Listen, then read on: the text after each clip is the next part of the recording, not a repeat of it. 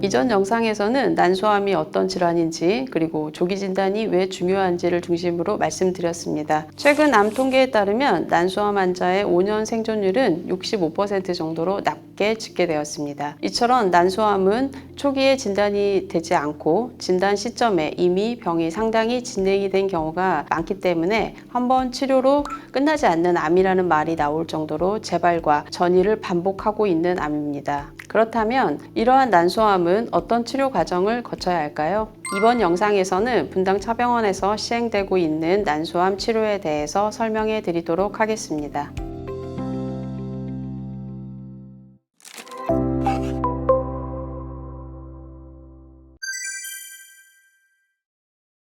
난소암 수술의 첫 번째는 수술입니다. 먼저 몸 안에 있는 암 조직을 최대한 제거하는 종양 감축술이 시행되고요. 그 후에 보이지 않는 암세포까지 없애기 위해 항암 치료가 이어지게 됩니다. 간혹 영상학적 검사 등을 통해 수술적 제거가 어려운 경우에는 선행 항암 치료를 먼저 시행 후에 수술을 시도를 하게 됩니다.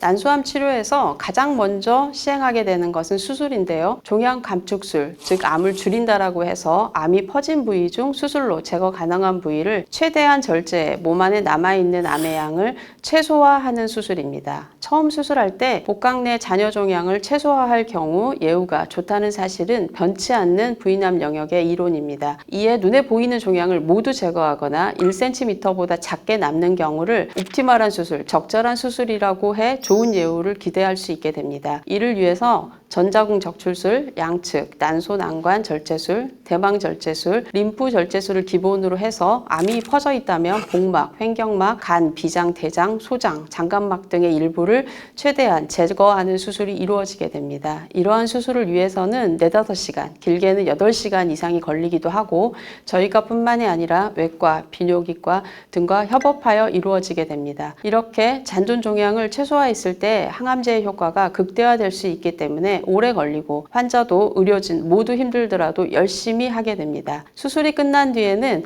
대부분의 환자들이 항암화학요법을 받게 됩니다. 항암제는 남아있을 수 있는 암세포를 제거하고 재발 가능성을 줄이는 데 중요한 역할을 합니다.